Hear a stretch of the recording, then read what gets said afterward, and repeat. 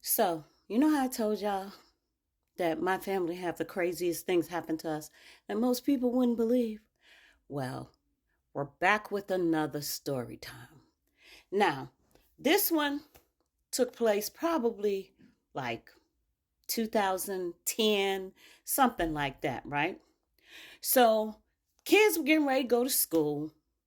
Um, and as they were going out the door, the first group that went to the door, they opened up the door. They was like, Mommy, there's a dog at the front door. And I was like, you know what? Y'all playing. Stop playing. Y'all just trying not to go to school. Just go ahead and open the door. So they was like, no, we can't go outside. So I was like, you know what? I'll go over here to this door. It better be a dog out there. So I go to the front door and I pull the door open, but I only cracked it open about 5, 6 inches. Why was there a pit bull at the door? Like, you know how, like, if you had a doggy door thing at the bottom? He was at the door, like, with his head pushing on the front door, like he was trying to get in, like he lived there. So I was like, I slammed the door back, right? Because you say pit bull, I say run. But anyway, so I was like, okay, let me go tell my husband. So I said, it's a pit bull at the front door. He was like, what do you mean it's a pit bull at the front door? I was like, the kids can't go to school because there's a pit bull at the front door. They can't get out. And now I don't know why I'm not thinking they could have went out the back door, but I'm thinking if they go out the back door and go around the front, this pit bull might take off and start running at them. Because one of my husband's friends had a pit bull that lived next door, and the pit bull had grown up with the little boy. The pit bull bit the little boy in the head or the neck or somewhere like that, and because he just got upset. So I'm scared to death of pit bulls. So anyway, my husband comes to the front door. He thinks we're lying or exaggerating or something. He goes to the front door and he pulls the door and the pit bull is there. So I'm like, he's like, oh yeah, it is a pit bull. So we close the door back. So now we trying to figure out what we're gonna do, right? So my husband is like, okay, what we're gonna do is we're gonna open this door real quick, you know, and scream at him or something. Maybe he'll go.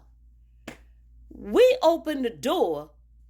Tell me, when we try to close the door, the pit bull stands up. And the pit bull is looking like he's about 6 feet at this time because he's standing up. He got both of his hands on the door like he getting ready to beat like this. So as we try to close the door, this damn dog is pushing the door like he trying, like if like if you lock your man out or your woman out and you be like, nah, you ain't coming up in here today. And they up there beating on the door and pushing. That's what the dog was doing.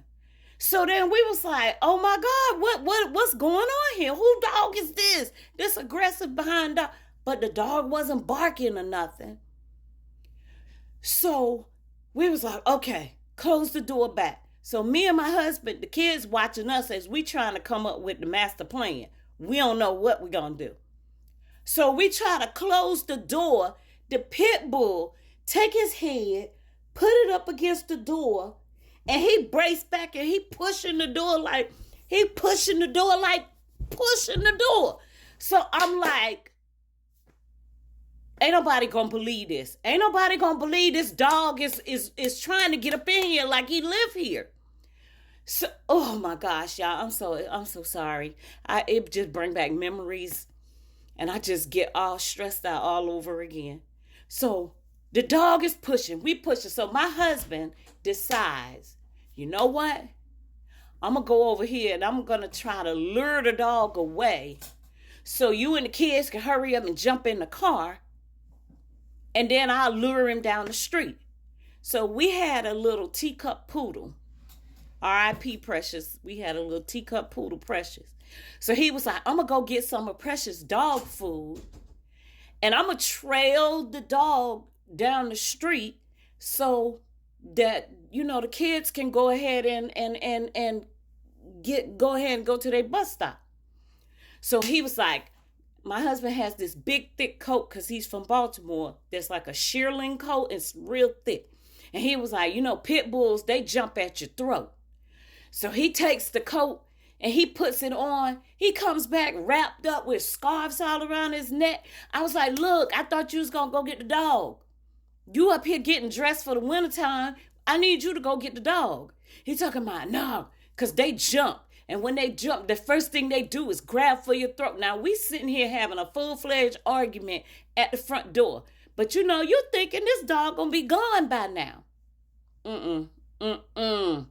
That would be like regular people and jump start, going right for them. So he gets the dog food. He hurries up. He get outside.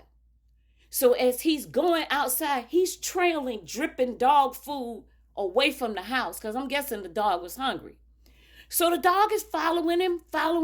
And then when he gets down the street, he puts a pile of dog food there for the dog. He hurry up. He's like, baby, I got rid of the dog. So I'm like, okay. By the time he could get in the house, right?